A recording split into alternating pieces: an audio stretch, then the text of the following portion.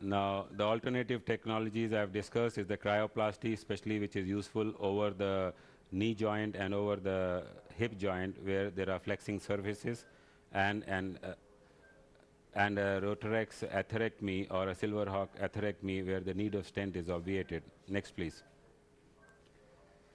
Now, coming on to the use of drug-eluting balloons, the newer trials have shown that drug-eluting balloons actually have a much higher primary patency rate and do better than the non-drug-eluting balloons, and also the drug-eluting stents do better than the non-drug-eluting self-expanding stents. Next, please.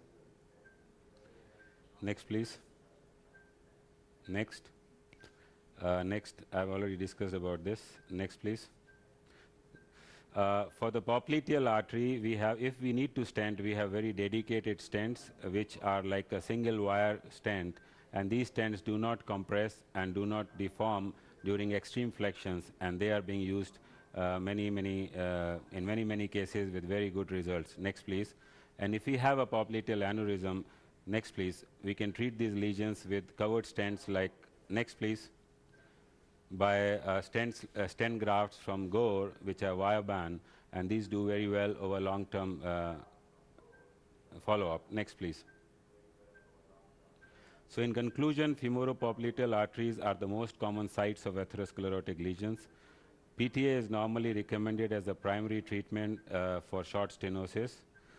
Long occlusions are still mainly considered for vascular surgery. Newer technologies and devices have been developed to improve acute and long-term results of angioplasty. And in future, endovascular therapy can be considered even for TAS C and D lesions. Next, please. This is our experience of 898 patients. We have done above inguinal, 236 patients above inguinal ligament, 662 below inguinal ligament. And our primary patency,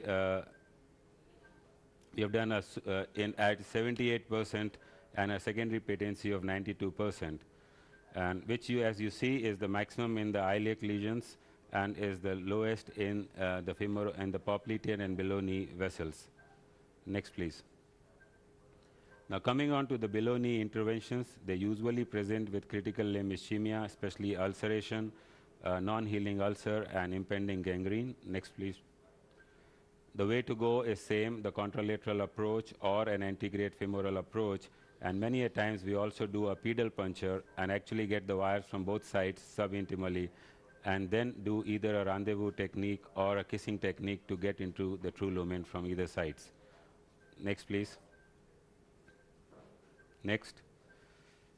We can have a dual access from an antegrade side, from the femoral or contralateral femoral, and retrograde from either proximal axis is from a pedal artery or a posterior tibial artery. Next. And we can use a safari technique, which we normally use to almost recanalize all the vessels of the lower limb. Next, please. The procedure is similar to how we do it in the hardwares are similar to coronary techniques. The only thing where we use either a safari technique or a rendezvous or a kissing balloon technique. Next, please. We always treat the proximal lesions first because it helps us in manipulating the catheters and also reducing the thrombus, the occurrence of thrombus while we are doing these procedures. Next, please. Various studies show that there is more than 90% success rate in doing below knee interventions as of now. Next, please. These are some of our results where we have good trifurcation angioplasties. Next, please. We have a combined rotablation in popliteal trifurcation and treated diffuse lesions. Next, please.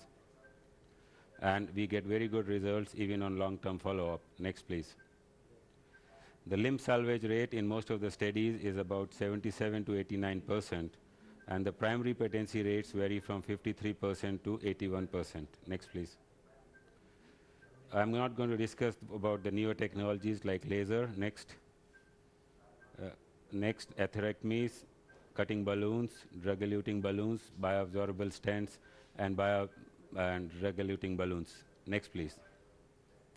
What I'm going to discuss is a new concept of stem cell therapy, where we take the autologous bone marrow and then concentrate the stem cells and then inject along the gastrocnemius muscle and also in the muscles of the forearm and arm.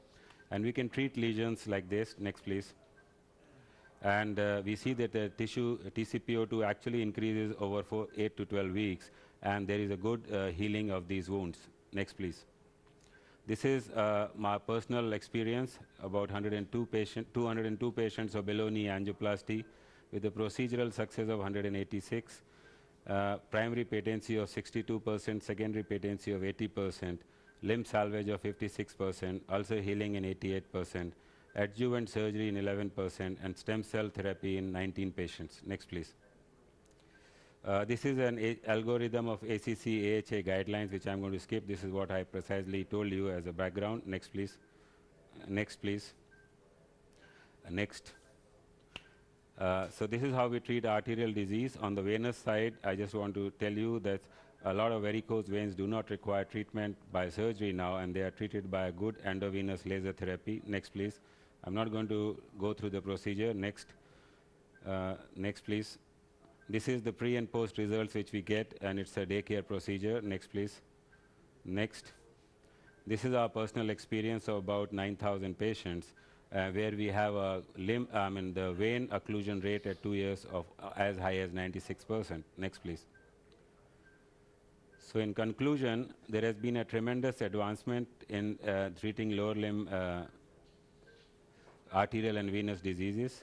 Most of these patients do very well.